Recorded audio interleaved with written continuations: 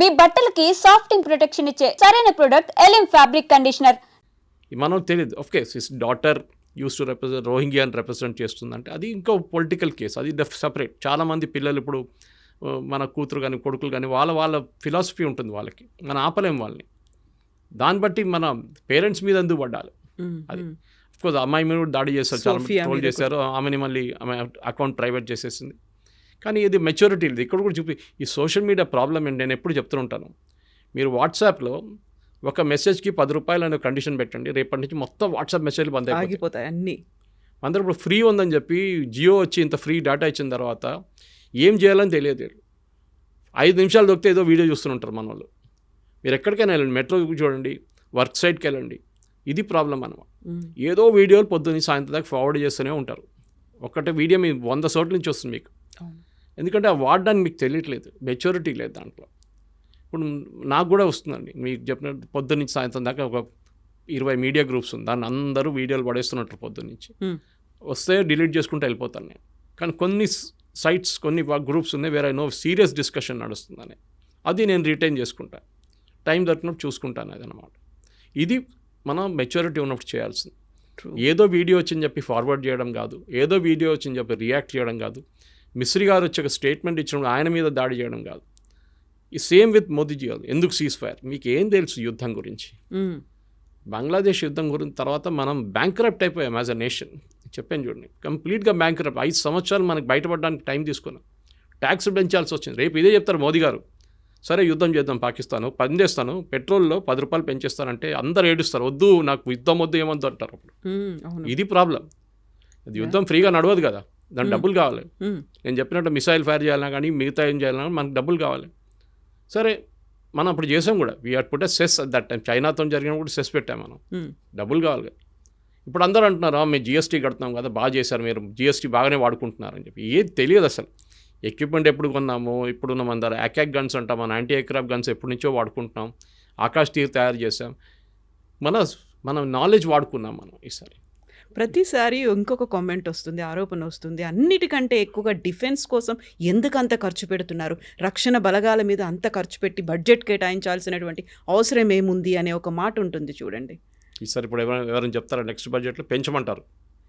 చాలామంది నా ఫ్రెండ్స్ రాసుకున్నారు, కావాలంటే ఫండ్ ఎస్టాబ్లిష్ చేసే గవర్నమెంట్ మేము డొనేట్ చేస్తాం అని చెప్పి. చూడండి, 3 మారిపోయింది ఇప్పుడు సడన్గా.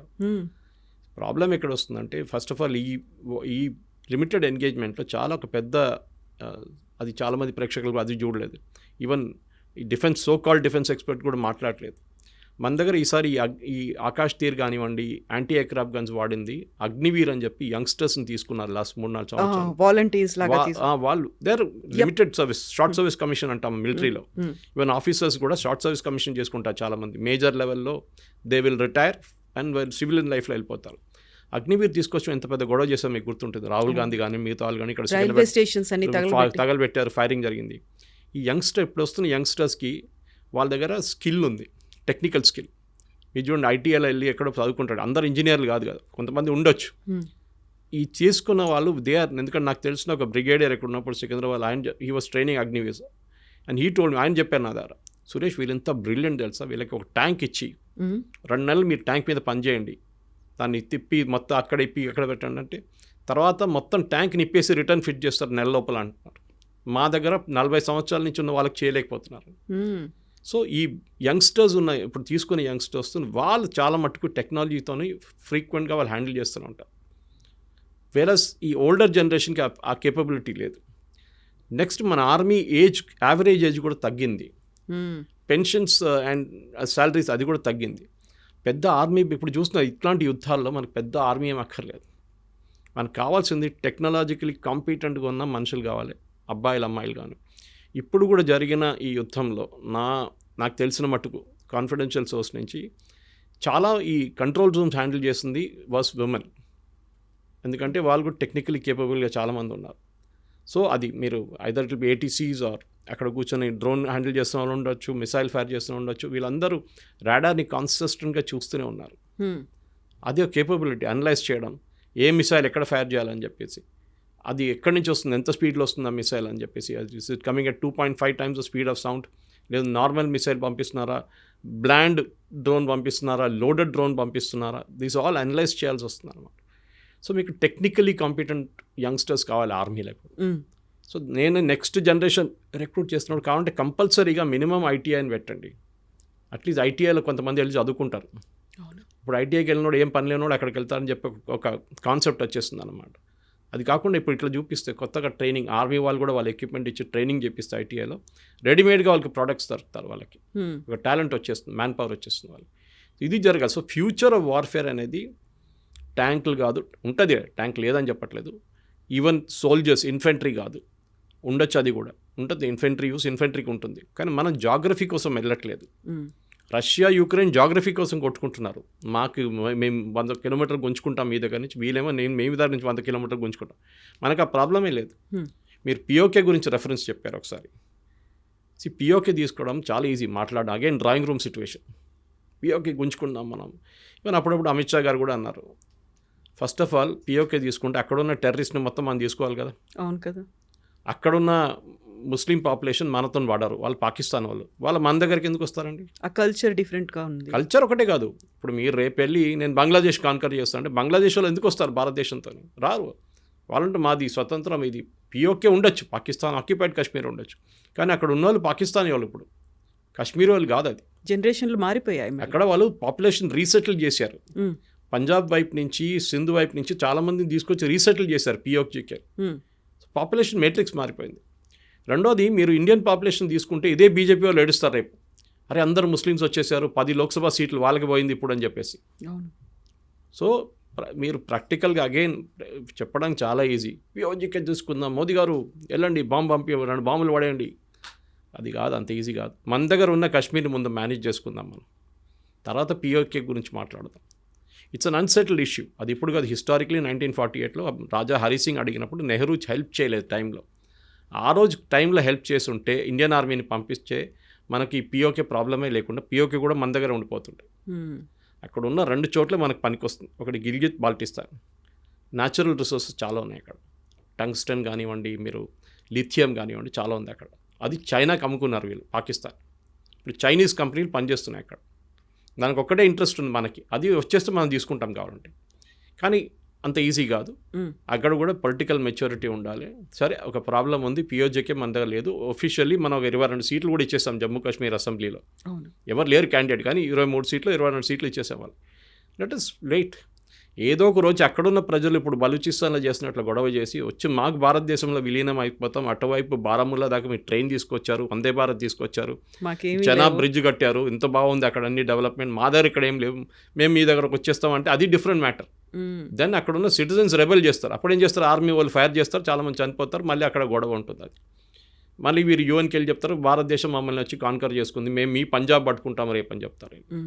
ఆల్ ప్రాబ్లమ్స్ కెన్ అకర్, అన్నీ జరగవచ్చు. సో ఒక పొలిటికల్ మెచ్యూర్ లీడర్షిప్లో మన ప్రేక్షకులు కూడా, మన సిటిజన్స్ కూడా మెచ్యూరిటీ ఉండాలి.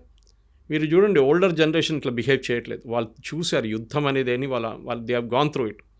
నిన్ననే ఒక ట్వీట్ చూశాను, మా ఫ్రెండ్ ఎవరో పంపించారు. అది వాళ్ళ గ్రాండ్ మదర్కి ఫోన్ చేసి, గ్రాండ్ అమ్మ నానమ్మ చూసుకో, ఇది సైరన్స్ వస్తుంది, సైరన్స్ వస్తే భయపడకు, ఏం చేయాలో డ్రిల్ వాళ్ళు చెప్పిస్తారంటే, నువ్వు ఏమి యుద్ధం చూసారా, నేను 3 యుద్ధాలు చూశాను, నీ కొత్తగా ఉండొచ్చు నాకు కాదని. సో వాళ్ళు they have gone through it. So మనం కూడా రిలాక్స్గా ఇప్పుడు మనకు కావాల్సిన ఆబ్జెక్టివ్, మనం we should be more focus, మన ఎకానమీ గురించి ఫోకస్ చేసుకోవాలి ఎక్కువ, అక్కడున్న డెవలప్మెంట్ గురించి. ఆర్మీలో మీరు చెప్పినట్ల బడ్జెట్ చాలా మటుకు కేటాయించడం కొంచెం చేంజ్ చేయాల్సి వస్తుంది. ఇక్కడికి టెక్నాలజీ మీద, ఆయుధాలు కొనడం ఒక్కటే కాదు, టెక్నాలజీ మీద, లేటెస్ట్ ఇండిజీనియస్ టెక్నాలజీ. ఇక్కడ హైదరాబాద్లో ఉన్న కంపెనీ ఒక మిసైల్లో అక్కడ వెళ్ళి పడినప్పుడు మీరు చూస్తుంటారు, అనంత్ టెక్నాలజీస్ అని, వాళ్ళ ఈమెయిల్ ఐడి కూడా ఉండేది, అది పాకిస్తాన్లో చూపిస్తున్నారు. అక్కడ దాకా వెళ్ళి కొట్టామన్నమాట. సో మన దగ్గర ఉన్న చాలా ప్రైవేట్ సెక్టర్ కంపెనీస్ ఉన్నాయి. బెంగళూరులో కంపెనీ ఆ డ్రోన్స్ అని తయారు చేస్తుంది వాళ్ళే, suicide drones. So private sector చాలా మటుకు ఈ ఫీల్డ్లో వస్తున్నారు. హెచ్ఏఎల్, బిఈఎల్ ఒకటే కాదు, ఇస్రో కాదు, వీళ్ళు కూడా వస్తున్నారు. సో వాళ్ళని కూడా తీసుకొని మన నెక్స్ట్ జనరేషన్ని ఒక స్మార్ట్ వార్ఫేర్ సిస్టమ్ తయారు చేయడానికి మనం ఉపయోగించుకోవాలన్నమాట. ఏదో ఇంజనీరింగ్ చేయడం కాదు, దిస్ షుడ్ బి ఏదో దేశానికి పనికి రావాలి, అది చాలా ఇంపార్టెంట్.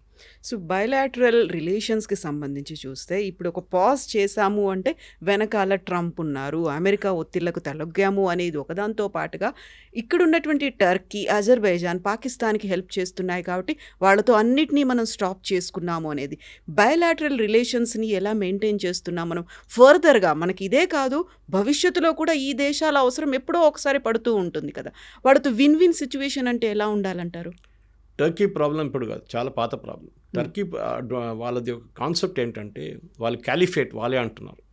అంటే ముస్లిం వరల్డ్ లీడర్షిప్ వాళ్ళు సౌదీ అరేబియా కాదని చెప్పి ఇప్పుడు కాదు, అది ఒటమన్ ఎంపైర్ పడ్డప్పుడు నుంచి ఉన్నది. ఒటమన్ ఎంపైర్ పడడానికి హైఫా కాంకరింగ్కి భారతదేశానికి ఒక కనెక్షన్ ఉంది. Indian army soldiers, British Indian army soldiers ఇది చేశారనమాట అప్పుడు వెళ్ళి అక్కడ. సో ఇప్పుడున్న ఎర్దోగాన్ కాన్సెప్ట్ ఏంటంటే మేము లీడర్షిప్ అజ్యూమ్ చేసుకోవాలి, ఇస్లామిక్ వరల్డ్ మా చేతిలో ఉండాలి. సౌదీ అరేబియా ఇప్పుడు యూఎస్తో మాట్లాడుకుని చూడండి, వాళ్ళు అక్కడ డీల్ చేసుకుంటున్నారు వాళ్ళు. సో వీళ్ళు మెయిన్ థింగ్ వాళ్ళు ఏంటంటే ఇప్పుడు మనం టర్కీకి పొలిటికల్ ప్రాబ్లం, వాళ్ళకి ఇస్లామిక్ వరల్డ్ లీడర్షిప్ కావాలన్నమాట. మీరు మాట్లాడే అజర్బైజాన్ అది ఇంకో ప్రాబ్లం, వాళ్ళు ముస్లామిక్ కంట్రీ, అటువైపు అర్మీనియా ఉంది క్రిస్టియన్ కంట్రీ. టెక్నికలీ మనం వాళ్ళని హెల్ప్ చేస్తున్నాం, మనం వాళ్ళకి డిఫెన్స్ ఎక్విప్మెంట్ పంపిస్తున్నాం, మనం వాళ్ళకి ట్రైనింగ్ ఇస్తున్నాం. సో అజర్బైజాన్కి పడట్లేదు. సో న్యాచురల్లీ వాళ్ళు పాకిస్తాన్ వైపు వెళ్ళిపోతున్నారు. వాళ్ళు పెద్ద గొడవ ఏం చేయలేరు, వాళ్ళ దగ్గర ఎక్కువ డిఫెన్స్ ఏం లేదు వాళ్ళ దగ్గర. వాళ్ళు పాత Soviet union, part of Soviet union breakup అయినప్పుడు వాళ్ళు సపరేట్గా వెళ్ళిపోయారు. కజాకిస్తాన్ కానివ్వండి, అర్మీనియా కానివ్వండి, యుక్రెయిన్ కానీ వీళ్ళందరూ. సో మనకి మెయిన్ వరీ టర్కీ ఉండాలి, కానీ టర్కీకి పొలిటికల్ లీడర్షిప్ మీద కొట్టుకుంటున్నారు. బట్ వాళ్ళ మ్యానుఫ్యాక్చరింగ్ బేస్ చాలా స్ట్రాంగ్. వాళ్ళు డ్రోన్ తయారు చేస్తారు, హమాస్ వాళ్ళకి సప్లై చేస్తారు, యుక్రెయిన్ సప్లై చేస్తారు చాలా మటుకు. సో మనకి పాకిస్తాన్కి ఇచ్చినప్పుడు కూడా మనం చూసే ఈసారి పనికిరాలేదు, వాళ్ళు డ్రోన్లు ఏం పనికిరాలేదు, మనం కొట్టిపడేసాం మొత్తం అన్ని. So we need not worry, నడవేనండి. మనం ఎకనామిక్ బాయ్కాట్ ఇప్పుడు చేస్తున్నాం, ట్రావెల్ టూరిజం బంద్ చేసేస్తున్నాం, అదని చేస్తున్నాం. That is very useful. Universities tie up bandh చేసేస్తున్నాము. అది కాకుండా మెజగాన్ డాక్లో పెద్ద ఒక సబ్మెరీన్ క్యాన్ మ్యానుఫ్యాక్చరింగ్ టర్కీతో పెట్టుకున్నాం, అది క్యాన్సిల్ చేయబోతున్నాం. వాళ్ళ ఎయిర్లైన్ హ్యాండ్లింగ్ సిస్టమ్ చూసాం మనం, గ్రౌండ్ హ్యాండ్లింగ్ అది కూడా క్యాన్సిల్ చేసేసాం. సో టర్కీకి ఎక్కడో ఒకటి పడుతుంది ఇది, ఎందుకంటే పాకిస్తాన్ నుంచి వాళ్ళకి డబ్బులు ఏమి రావు, పాకిస్తాన్కి డబ్బులు ఇవ్వాల్సి వస్తుంది వాళ్ళు, ఎందుకంటే పాకిస్తాన్ దగ్గర ఏం లేవు డబ్బులు. సో అదొక పొలిటికల్ సిచ్యువేషన్. అప్పుడు నెక్స్ట్ ట్రంప్ గురించి అడిగారు మీరు. ట్రంప్ స్టేట్మెంట్ చూడండి, మారిపోయింది. నిన్న రాత్రి నేను యాక్చువల్లీ ఇన్వాల్వ్ కాలేదు, కానీ నేను కొంచెం హెల్ప్ చేశాను అట్లా అని చెప్పి. ట్రంప్ ఏం చూస్తున్నారంటే ఒక నోబెల్ ప్రైజ్ రావచ్చా నాకని చూస్తున్నారు, peace prize, Nobel peace prize. ఎందుకంటే దీనికన్నా ముందు ఇట్సాక్ రబీన్ అండ్ యసీర్ అరాఫాత్ చేసిన అగ్రిమెంట్, బిల్ క్లింటన్ వీళ్ళకి నోబెల్ ప్రైజ్ వచ్చింది కదా, నాకు కూడా రావాలని చెప్పేసి. కానీ రష్యాతో ట్రై చేశారు, రష్యా యుక్రెయిన్ వార్ ఎండ్ చేస్తే మేజర్ అచీవ్మెంట్ నాది, నేను రాగానే నెల లోపల నేను ఖతం చేసేస్తానన్నారు. కానీ రష్యా పట్టించుకోవట్లేదు, యుక్రెయిన్కి అసలు పని లేదు. ఇక్కడ భారతదేశం పాకిస్తాన్ వచ్చినప్పుడు చిన్న ఒక ఆపర్చునిటీ దొరికింది కదా, ఇది తీసుకుందాం అని చెప్పి హైజాక్ చేశారు దాన్ని. కానీ మళ్ళీ భారతదేశం డినై చేశాం, మనం డినై చేసాం. ఏం ట్రంప్ అసలు ఇన్వాల్వ్డే లేరు దీంట్లో, మార్కో రూబియో మాట్లాడే, ట్రంప్ ఎక్కడ రోల్లే లేరు. నిన్న ఆయన స్టేట్మెంట్ మార్చేశారు, నేను సరే కరెక్టే ఇన్వాల్వ్ కాలేదు, కానీ నేను హెల్ప్ చేశాను కదా అంటున్నా. ట్రేడ్ గురించి అన్నారు, దట్ నేను ఇది చేయకపోతే ట్రేడ్ బంద్ చేస్తాను అంటున్నాడు. ఇప్పుడు అంటున్నారు అట్లా నేనేం చెప్పలేదు, వీ షుడ్ ట్రేడ్ అన్నారు అంతే. భారతదేశాన్ని ట్రంప్ కాదు ఎవరైనా ఇగ్నోర్ చేయలేరు, అంత పెద్ద మార్కెట్ మన మార్కెట్. నిన్న కూడా వెన్ ఈ మేడ్ అ స్టేట్మెంట్, టిమ్ కుక్కి చెప్పారంట, యాపిల్ది మ్యానుఫ్యాక్చరింగ్ ఫెసిలిటీ ఇక్కడ పెట్టుకోకండి, ఆల్రెడీ ఉంది కదా, కొత్తదేం కాదు. చైనాని షిఫ్ట్ చేస్తున్నా ఇక్కడ తీసుకొస్తున్నారు, మనకి ఆల్రెడీ యాపిల్ మ్యానుఫ్యాక్చరింగ్ ఫెసిలిటీ ఇండియాలో ఉంది. ఈ శాంక్షన్స్ రెజ్యూమ్ వచ్చినప్పుడు 5 plane load full Apple iPhones మనం యూఎస్ పంపించాం ఇక్కడ నుంచి. సో అప్పుడు దాంట్లో ఒక స్టేట్మెంట్ అన్నారు, పొజిషన్ స్టాండ్, ఒక లైన్ ఏంటంటే India can take care of itself. చూడండి, అమెరికన్ ప్రెసిడెంట్ అన్న మీరేం వాళ్ళకి వెళ్ళి టెక్నాలజీ ఇవ్వక్కర్లేదు, వాళ్ళు తయారు చేసిన వాళ్ళే తయారు చేసుకుంటే వాళ్ళకి కేపబిలిటీ ఉందని చెప్పి. So that is a positive statement. కానీ మన వాళ్ళ ట్రంప్ వచ్చి చేశారని చెప్పి అక్కడ కాంగ్రెస్ వాళ్ళు గొడవ చేస్తున్నారు. ఇప్పుడు అంటున్నా ట్రంప్ అంటున్నా నేనేం చేయలేదంట, ఇప్పుడు ఏం చెప్తారండి? ఇప్పుడు will you now say that no Trump agree చెప్పిందే కరెక్ట్ అని? ఆయన పబ్లిసిటీ కోసం చెప్తారు, ఆయనకు మన అందరికి తెలుసు, ఇవాళ చెప్పింది రేపు మార్చేస్తాడు స్టేట్మెంట్. ఫర్ పొలిటికల్ డొమెస్టిక్ కానివ్వండి, ఇంటర్నేషనల్ కానివ్వండి, ఆయనకేం లేదు. ఇప్పుడు ఏం కావాలంటే బేసికలీ ఇంకా 3.5 సంవత్సరాలు ఉంది, దాని తర్వాత ఈ కెనాట్ బి బ్యాక్. అమెరికాని I want make America great again, అమెరికాలో మ్యానుఫ్యాక్చరింగ్ అందరిని తీసుకొస్తాను. అమెరికాలో ఇవాళ ప్లాంట్ మొదలు పెడితే మీకు 3 సంవత్సరాలు పెడుతుంది ప్లాంట్ రెడీ కావడానికి. అప్పుడు కొత్త ప్రెసిడెంట్ వచ్చేస్తారు అప్పుడు. సో ట్రంప్ని పక్కన పెడతాం, is not involved in this, అందరికి తెలిసిపోయింది. కానీ మన ఏంటంటే మన దేశంలోనే పాకిస్తాన్ నవ్వుతున్నారు మన మీద, రాహుల్ గాంధీ వీడియోలు పెట్టి సిద్ధరామయ్య వీడియోలు పెట్టి మనం ఇంటర్నల్లీ మనం కొట్టుకుంటున్నాం. ఇది మనం ఇప్పుడు కాదు, చాలా సంవత్సరాల నుంచి, సెంచరీస్ నుంచి ప్రాబ్లం. మన దగ్గర మంగోల్స్ వచ్చారు, ఆఫ్ఘాన్స్ వచ్చారు, మొఘల్స్ వచ్చారు, బ్రిటిష్ వచ్చారు, వీళ్ళందరూ వచ్చి ఇక్కడ పరిపాలించారు. వాళ్ళు ఎందుకు చేశారంటే మన వాళ్ళు యునైటెడ్ కలిగారు. ఇక్కడ మనం ఎప్పుడు కొట్టుకుంటాం, మనమే కొట్టుకుంటాం, రాజులు కొట్టుకుంటారు, బయట వాడు వచ్చి కూర్చున్నాడు ఇక్కడ. సో ఈ పరిస్థితుల్లో we should take care of our self, అంతే. యునైటెడ్గా ఉండాలి. కానీ మన దేశంలో డెమోక్రసీ కొంచెం ఎక్కువ అయిపోయింది. అప్పుడప్పుడు నాకు అనిపిస్తుంది ఏదో ఒక డిక్టేటర్షిప్ ఉంటే బాగుంటుంది. డిక్టేటర్షిప్ ఉండాల్సిందే. ఇందిరాగాంధీ గారు చూసుంటారు, ఒక టైంలో షీ వాజ్ అ డిక్టేటర్. కానీ అప్పుడు పనిచేస్తున్న ట్రైన్లని టైంకి వస్తుండే, అన్నీ చేస్తుండే అప్పుడు ఆ టైం ఎమర్జెన్సీలు. But that is not ideal situation. కానీ పొలిటికల్, అగైన్ రాహుల్ గాంధీ లాంటి వాళ్ళకి పొలిటికల్ మెచ్యూరిటీ లేదు. ఖర్గే గారు ఏం మాట్లాడుతున్నారు ఆయనకే తెలియదు.